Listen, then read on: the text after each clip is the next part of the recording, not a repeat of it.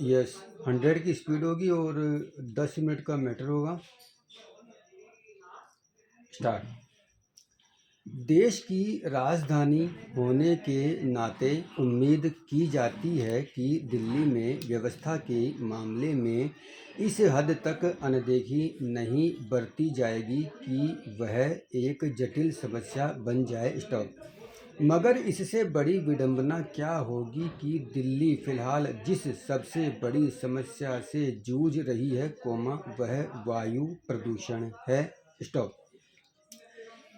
यहाँ एक और सरकार इससे निपटने के लिए कई तरह के उपायों के साथ साथ सख्ती के नियम कायदे लागू करती है, दूसरी ओर इसे गंभीर बनाने वाले कारकों को लेकर लापरवाही बरतती है। स्टॉप। पिछले कई वर्षों से जाड़े के मौसम की शुरुआत के साथ ही दिल्ली की वायु गुणवत्ता बेहद गंभीर श्रेणी में रहती है। स्टॉप।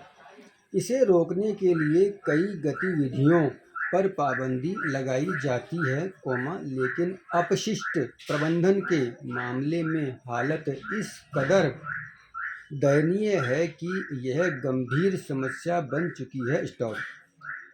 इस मसले पर सुप्रीम कोर्ट ने दिल्ली सरकार को सख्त फटकार लगाई है। स्टॉप। अदालत ने दिल्ली नगर निगम के उस हलफनामे पर हैरानी जताई है, जिसमें बताया गया है कि इसके निपटान में दिसंबर 2027 तक का समय लग सकता है। Stop para.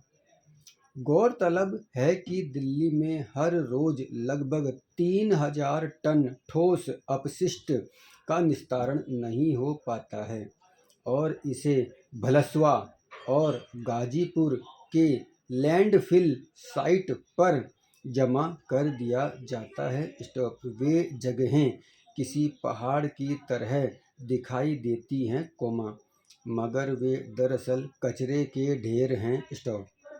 सवाल है कि अगर वाहनों से निकलने वाला धुआं और निर्माण गतिविधियां दिल्ली की वायु गुणवत्ता को बेहद खराब श्रेणी में पहुंचाने के लिए जिम्मेदार हैं और प्रदूषण की रोकथाम के लिए उन पर पाबंदी लगाई जा सकती है, तो रोजाना 3000 टन ठोस कचरे के अनुपचारित रह जाने की लाचारी क्यों बनी हुई है। स्टॉप।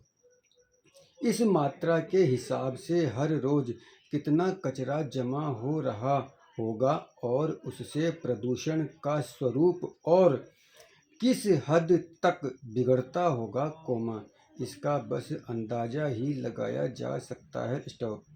क्या यह सरकार और संबंधित महकमों के दोहरे चेहरे का सबूत नहीं है, जिसमें प्रदूषण के गहराते संकट पर फिक्र तो जताई जाती है, लेकिन उसके कारकों के प्रति आंखें मूंद ली जाती हैं। Stop para.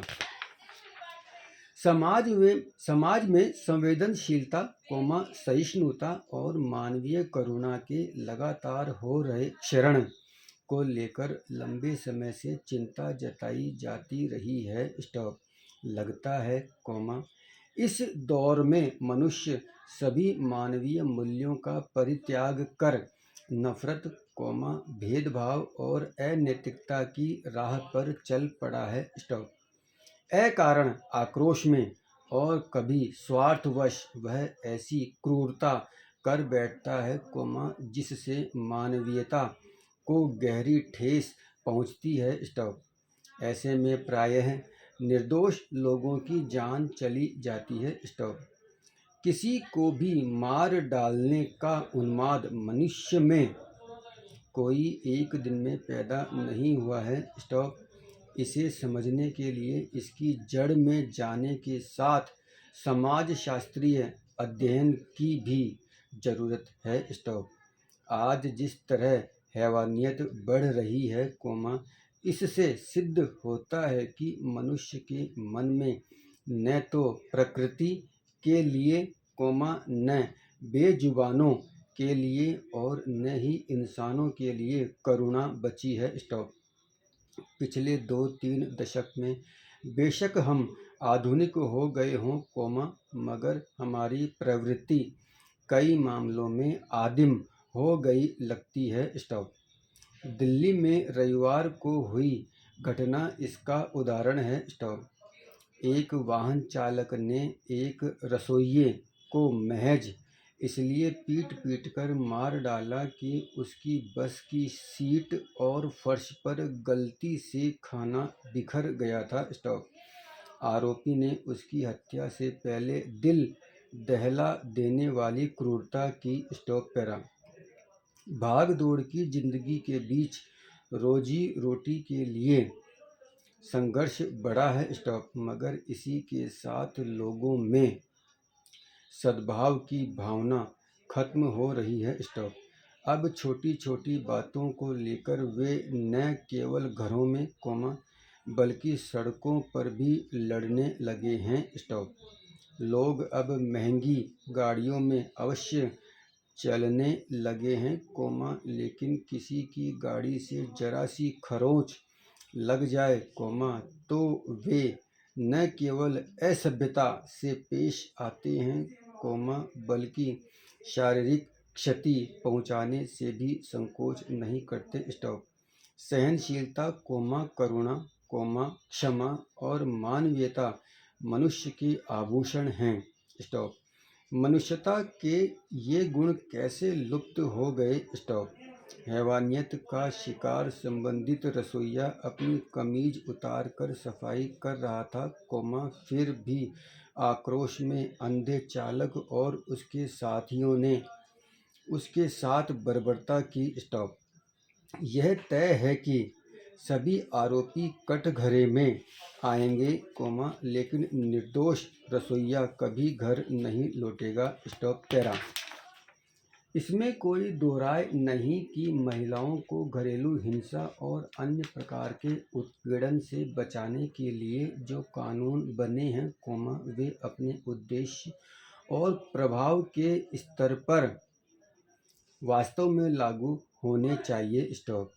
मगर इन कानूनों के पालन के साथ यह जिम्मेदारी भी जुड़ी हुई है कि जाने या अनजाने इस कानून का किसी रूप में दुरुपयोग न हो। स्टॉप। विडंबना यह है कि कई बार कानूनों का इस्तेमाल मुख्य आरोपी के साथ ही ऐसे लोगों पर भी कर दिया जाता है, जो संबंधित मामले में भागीदार नहीं होते। स्टॉप।